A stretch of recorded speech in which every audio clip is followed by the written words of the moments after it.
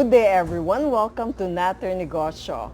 Natter Negosyo is a brief conversation on business. I have here with me today Miss Tatah Dela Calzada of Ate Clothier. Yes, call Hello. me Tata. Hello, Yeah. Tata. Hi. Okay, it's good to have you in this program. Thank you for having me. We'd like to know how you started your business.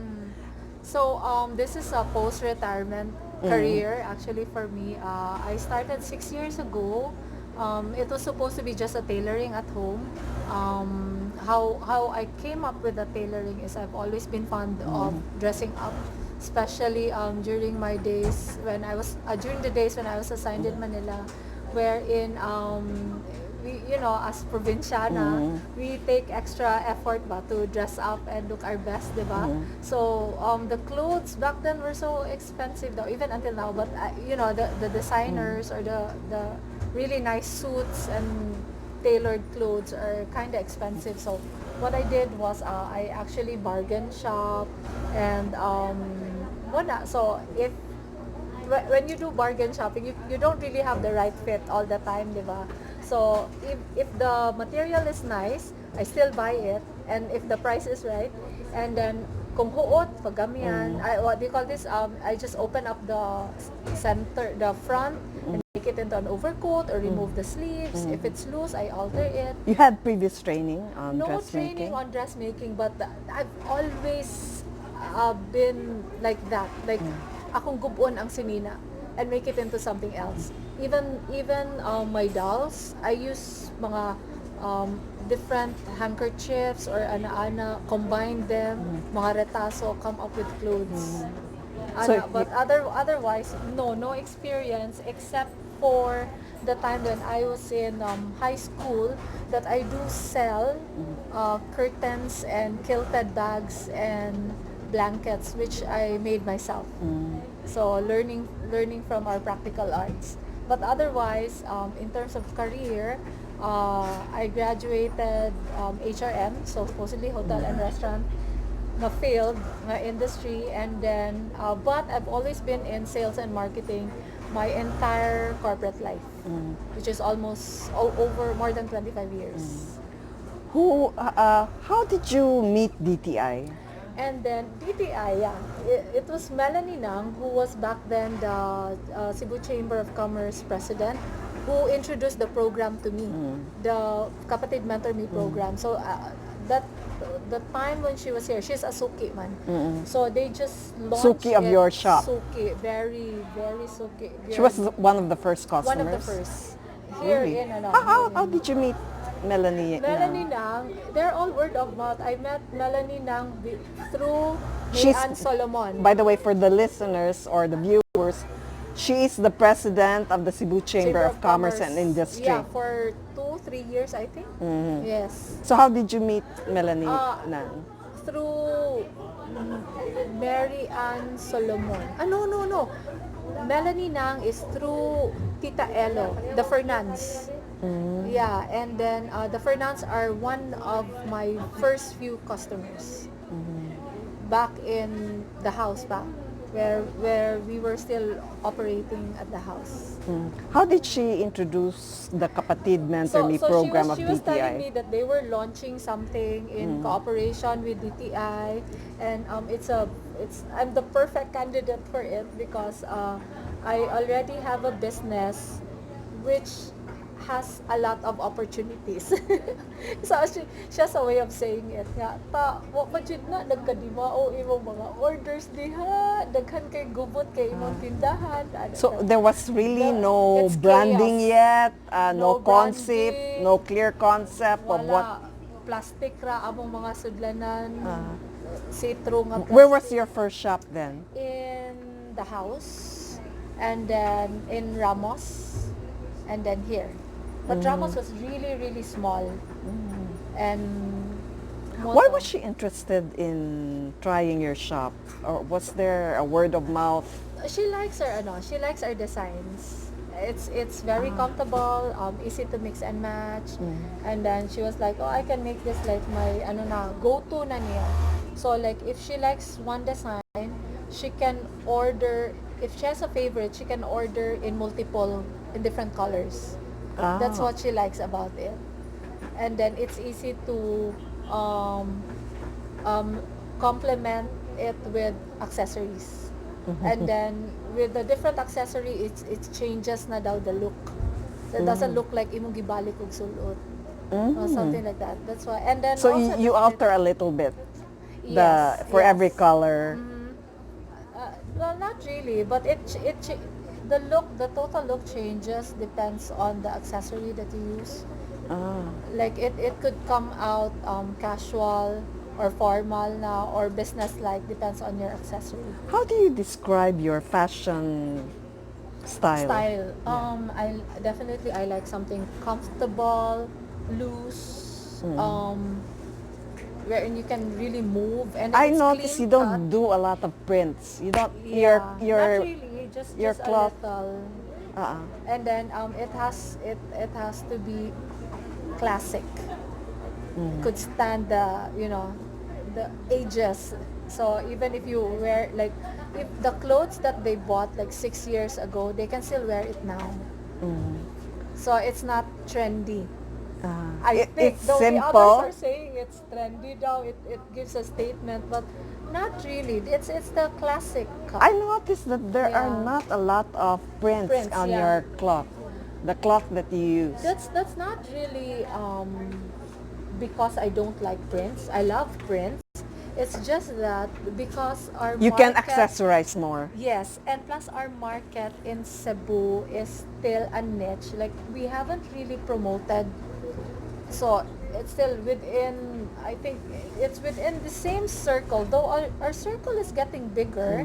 I don't want people bumping into each other wearing the same thing. Yes.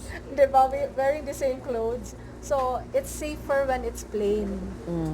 So it's again, it's more on tactic, it's strategy. What makes it different would Not be the really accessories. preference. Yes, the accessories would change. Accessories, or most of our clothes can be worn in different ways. You can even wear it baliktad, Really? reverse. Yeah. Really? Even the blouse you're wearing? No. This one, no, not this one, but most of our, especially the gowns, because that's critical, diba? Kung it's a formal event and then Yes. you're wearing exactly the same thing, we teach our client how to tweak. We, using rubber bands, pins, whatever, mga instant hacks. Really? Yeah. That's good. That's something new to me. Yes, yes. I haven't encountered a And designer or a dress shop that teaches that. It's not even an eternity dress, but yeah, you can do a lot of stuff to make it look different. Okay, with the Kapatid Mentor Me, Yeah. what else did you learn aside from So aside from the marketing Yes, side of marketing it, side. so it started with changing your mindset, so the right entrepreneurial mindset, and then HR, hiring people, not to be too kanang kupot on your profit, let go of your profit, invest in people, or something like that. And because usually people go into business to make money, yeah, but you think otherwise. it's Why? it's Why is that? Because we have to make a living. It's not making money, making a living for not just for yourself but for everyone. Or is it a balance of priorities? Like you also look at the side No, of the thing is, I'm happy with what I have. Like, if I keep on comparing it with what I had before, which for me is definitely more than what I had. So it's like, I'm just grateful that I'm having this, even if I'm even getting more than what I've asked for. So I feel it I feel it like a responsibility that I should be able to make more people as happy as I am or something, because I can. Yeah. That's why we want to hire more people. So kumbaga, because we hired more people, then we can expand. did your priorities change after the Kapatid Mentor Me? Yeah. Less fear of the Yes, competition? that's why it was very good that the program started with entrepreneurial mindset. I think it was so smart of them to start it that way. They started with changing your mindset because it's not always about making money. It's really your responsibility in how to better yourself and the different type of fulfillment and feeling that you've achieved and knowing also there's a lot more that you still you can do pa because usually when you're startups and especially if you have a good product you feel like you are so successful already. It gets into your head and then meeting all the big the mga business good moguls mga you can see nga murag hala kagamay ra di ay nako. I actually haven't done so much because I'm only earning for myself, like because it's when you start counting how much you can give, that's when you can say nga hala entrepreneur nako. Because I'm already helping people, I'm giving income to a lot of people, and then it murag more on ang gauge would be the number of people na that you hired, diba? How or your do you have an impact to a community, murag na bitaw, or to your city. It's Murag not just about earning money, more money. not anymore, it's not about that anymore. When you have graduated from thinking of just money, Yeah, or this is a good to- product, kanang I'll make money out of this, ana, but it doesn't stop there, di ay. So, murag, so what? Unsay role sa imong product sa community, di ba? Or something. So, so kung, lahi, so kung moabot na ka ng thinking ay what you can offer to the community, Yes. kana, I think you have already graduated. Yeah, and you know how they keep on saying if you have a good product, you have a good business, and then but you're doing everything by yourself, you're just self-employed. You are not an entrepreneur. I forgot who said that, but one of the mentors. The mentors. So the things that they say ba, and when they say like we are earning 100 million a month, so it's like, huh, you can earn that much, murag ano bitaw, and yet they are helping, they are mentoring, ano bitaw. So, They're not you feel they're not afraid of competition. oh, mauwaw ka ba nga, hala, these Why people is are that? so big already. Yeah, nga, ana, and why yet, why aren't they afraid of competition? maybe because they're already satisfied. So it's something like they just want to like as long as it's not something that will close your shop. It's just, diba? And I think because they're that confident that they still have something in them that they haven't fully kumbaga kung sa baraha pa, di pa ni tanan akong alas, I still have a lot of aces with me. I still have a lot of special traits. You know, It's not concepts. it's something that they can't take away from you. Yeah. They can get all my people, they can follow my concept, but there's still more in me. Wa lang mo ka ba? Wait, there's more.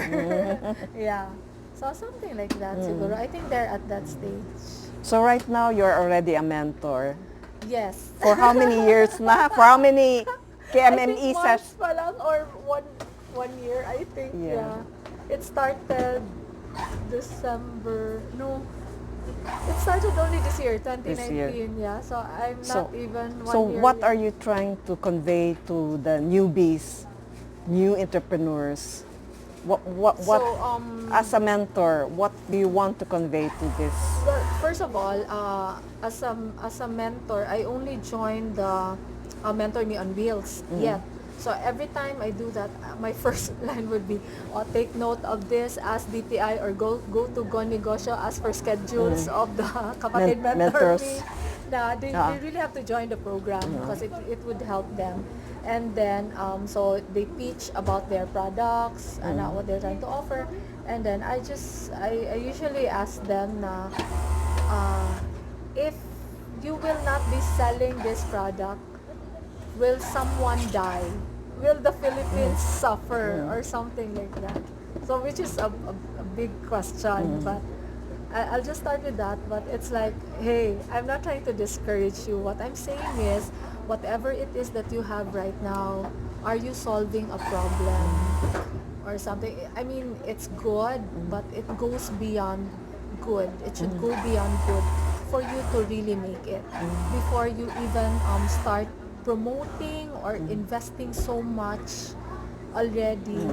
You have to rethink twice, thrice, or what else are the purpose of your product, something like that. So I try to probe, but of course we go specific.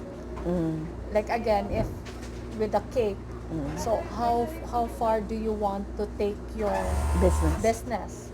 So, gusto ko ma-times 10 ako or grow really, ana-ana. So, question is, okay, so how's your capacity in terms of can you invest, do you have enough money to invest on a bigger equipment, or would you know how to hire people? Would you know where to find people? Do you have the pool? Diba? Or something. Because usually if you ask them, they're always sure na, muhalin dyan ni akong product, ma'am. Lami din ni kami, pinakalami kami. It's always like that. Yes. So that's when I just have to ground them ba. So don't romanticize. Diba? But it's for their own good. Because I'm sure a lot of people are telling them already about the good stuff. So they need someone to tell them about the reality lang. Right now, you're expanding your business. You used to have difficulties Yes. on how to grow your business. Before Kapatid Mentor Me program, I only have one. It was just this branch because I don't know how to multiply myself. And then I was doing everything by myself because I don't know how to run it. What Yeah. was the first thing they taught you which enabled you to expand? How to hire people. So You didn't know yeah, where to start? I didn't know where to start and how. So when they started talking about HR, during the HR session, so they were talking about company policy, job descriptions, all this specifics ba. So it actually guided me. Diba? So, and then, they like, it's so specific ba? They teach you like, okay, so how do you do your everyday, unsa may mong gibuhat? Diba? So, you write that down. And that's where you break it down na nga, aka ni kinahanglan day kog ani, ana-ana. Basta they teach you. It's like a workshop. Do you think there was an advantage in meeting these people of entrepreneurs, creating Yeah. a network? Definitely. Well, first of What all, was it's that free. advantage? The program is free, absolutely free. Like if you get this in AIM or ANA, you would have spent $1 million. That's an MBA already.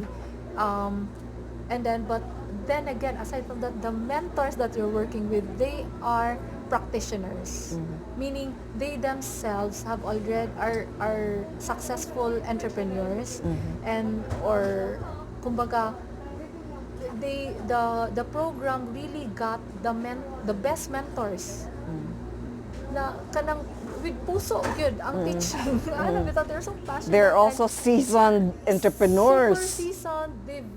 They've done all the mistakes that they can possibly make and tell you to as much as possible kanang not go through those mistakes ba, or if you should go through those mistakes, they teach you the remedies.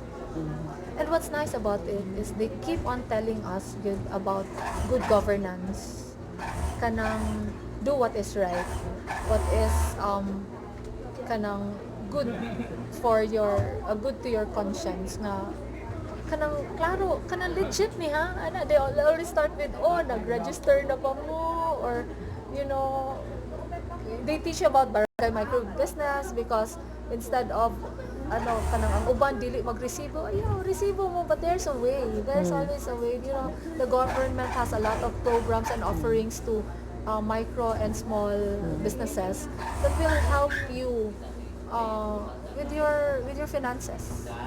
Kasi usually mo man na, yes. Kuya Juan, di ba, nga, di kay na, napunta na tanan sa gobyerno, na ako, but it's not true. Also, they don't want to learn about taxation and I know, pero when they taught us about it, and then, the financial planning. appeal na siya. And there was, speaking of financial planning and even about the accounting side, Weakness that's uban, yeah.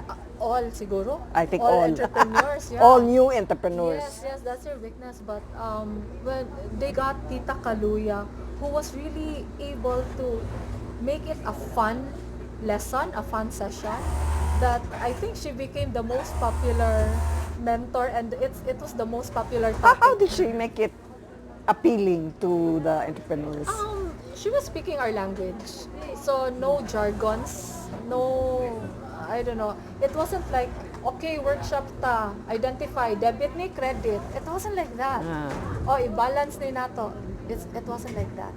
Really? Yeah, she was really talking about everyday, something like, sige, wala kay sistema. So, kunya, unsa man, kung dako na ka, kung si Henry C. pa, siya mag-cashier sa tanang cash register sa SM, pila man ka branch, pila man ka cash register niya, usara day magkoan, di ba? So, something like that. You know, eye-opener ba? Nga, dili man gyud. You will have cashiers. And then, unsa may pinduton sa cashiers, cash register, POS, system, asa man nagikan, inventory management. You know, if kuan man good, if ipahimutan gid you have to start thinking big.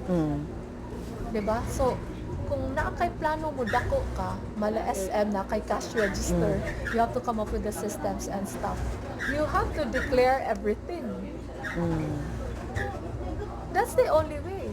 Because it's either wa kay choice, you don't trust people, ikay mo mando mismo because wa man kay system. So it's like unsa man mohatag kag 12% sa gobyerno or tibuok halin makawat. Wa man nimo, di ba? It's like that. You know, ana mong good. So they start So it's with more practical they nga. still insert gihapon entrepreneurial mindset, practical ana bitaw. So it's really nice. I don't know if I haven't attended the other, but if they had the same mentors and the same interaction, then all the mentees are so lucky. It's really very helpful, especially those nga wa ni absent. Medyo ba nag-absent. Mo kay lisod kay di nay uban dili ka sacrifice ilang time because they have to be there for their business. I lost a lot of sales good. Like it's almost During the 3 months. it was a lot With because during that time I was doing everything by myself. So if I wasn't there, it means walay demand. So halos murag unya, how can you buy something kung way tindera? Ako pa yung tindera. O pa man kay giharan Wala to. pa. Pero tanawa mas ano yan. Ikapila na ning branch na The fourth, because I sacrificed those 13 Sa to weeks. ato iikwan for our viewers sa mga branches to So, na naamo. we have in Axis, Escario, Robinson's Galleria, and then this one in We're right now in Mabolo. and then we have in Manila. Okay. So, are you planning to open up more? Yes, as soon as we What's have your more future people, goal? as soon as we have more I people, heard that you're going to go online. hopefully. We'll actually start with an existing seller. I'm not sure yet if we can already tell their name. Kaya wa pa man among contract. Okay. But, are you going to go into kanang murag existing, Existing online business? online sellers. Kanang Yeah. murag platform? Existing platforms, yeah. Existing platform. First. Dili ingon nga through your website. Murag, I No, think not yet. That's more difficult. And again, as I go into this business, ever since magyud, I always test the market. So I don't invest immediately into something wa pa ko sure. Like when I started sa house lang, which is para walay rental, walay overhead. And then when it turned out nga wa na pati sa among balay, among mga neighbors na suko na daghan nagka-park, and then standing na. So I opened a shop in Ramos, and then again Nag-standing na, taas paas pang linya. Abot na sa gawas ang linya. So that's when we have to open here sa How do you Mabalog. choose kung asa dapit nga branch nga dapat i-open? Ramos, because I always think Ramos is a good place. We have our restaurant there before Mama G, and then so I always think ko ana siya untap, underrated ang Ramos, but there's a lot of opportunities. But here after Ramos good, my ideal my first consideration is always parking. I need at least So, 8 okay to ning 10 parking lot. slots. Yeah. Moog yun. Because, if you don't have the parking, I won't even have the customers. Because how can they buy something if they cannot go down their cars? Yeah. Diba? So it's always like that. Because sa Ramos mo man to yung issue. Mo Super na issue nibalhin. dito. Yeah, nga. I was gonna buy, or, we were one van, I had this visita, but nowhere to park. Okay. So mo to, daghang kayo lost opportunity. So, to close, Yes. do you have any advice para sa itong... Aside from joining the Kapatid Yes. Mentor, because that's the yes. number one Have you joined, by advice. the way, other programs of the Department of Trade and Industry? Programs, no, but a lot of their seminars. And even the seminars that they are in cooperation with, like DOLE, RTWPB, Science and Technology, Department of Science and Technology, also via DTI. So those, I really attended them. Also, let's formally aside close from that- this. What do you Yes. advise So our my advice viewers? is trust our government, trust DTI. This is a working government. DTI and the government has a lot of programs for us. And guys, you're techie. You just have to open Facebook, check all their pages. There are a lot of offerings which you do not know yet, but it's just a click. They just have to trust that there's a lot. You will save a lot of money, a lot of taxes. You will be doing everything legal, and I mean that's the first step. You have to check which programs are available that will really help you expand your business and professionalize your business. Thank you very much, Ma'am Tatah, for Yeah. joining our program. Thank you and for having for me. all our viewers, follow us on Facebook at DTI Central Visayas, YouTube, and blogger at Natter Negosyo. Bye-bye. Thanks, Georgie.